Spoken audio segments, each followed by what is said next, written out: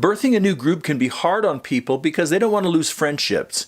So when it's time for your group to launch a new group, help your group celebrate it as a milestone rather than mourn it as a loss. Here's some tips on how. First of all, recognize the challenge this is for people.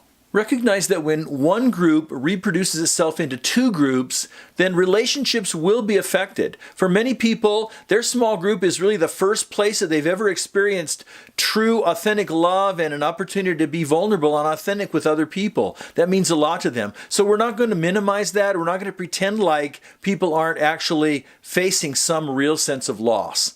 But what we want to do is help people see the bigger win.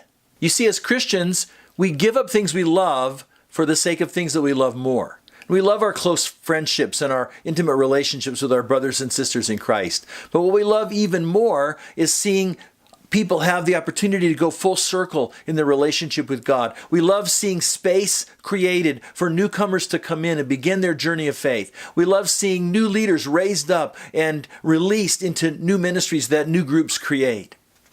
So if you're aware of success stories of other groups who have reproduced, share those with admiration. But whatever you do, continue to cast vision for how reproducing groups helps to expand God's kingdom and fulfill Jesus' mission in the world. And then here's another tip. Share positive images of multiplication. In life, when someone's born, there's pain. At least there is for mom, but the pain is worth it. There's also a celebration because a life that did not exist before has now come into the world with all of its qualities and all of its potentials that maybe even its parents didn't have. So that's worth celebration. The same thing happens when a new small group is birthed. But I think an even better image of reproduction is a wedding.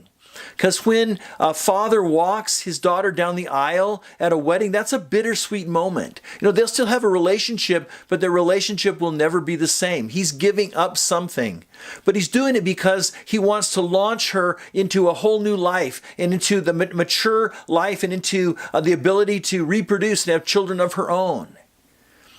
And if a daughter's still living at home years and years after she's grown up, then none of us would say that that's probably a great thing.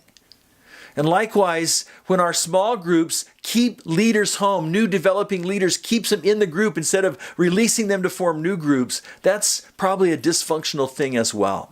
And so a wedding is something to celebrate. Even though it can be a little bit bittersweet, it's really worth celebrating, and so is the launch of a small group. So we want to encourage you to think of images that you can use to share a positive idea of multiplication. And then when you get a chance, whatever you do, make a big deal out of it. Remind your group frequently that they're doing something that less than 1% of small groups in America will ever do. By reproducing, they're actually doing something very elite, and so congratulate them for that. And then one way to make a big deal out of it is to have a commissioning ceremony. Before the new group launches out, gather everybody together, put the leaders of the new group and the people who are going to go in the new group, put them in the middle and get around them and commission them, pray over them, bless them, pray for their success, send them out as missionaries in a sense from your group out into the community. You can commission them, and that's a special moment that makes it important. And then another thing you can do is to celebrate it in public.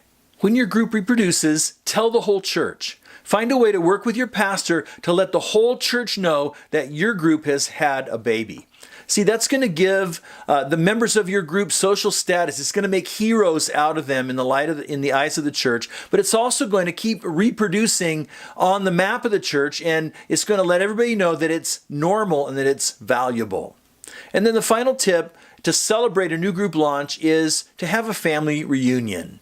Promise your group that you're going to create opportunities for them to see each other after the launch. So, for example, even before you launch, put on the calendar the date for the first family reunion you're going to have after the launch, a few weeks after, and that will just help alleviate some of the anxiety people have about separating from their friends. Now, realistically, people are going to settle into their new groups pretty quickly, and they're going to continue to experience great relationships. And most of the fears that people have about multiplying the group will not come to pass, at least certainly not to the extent that they think they're going to.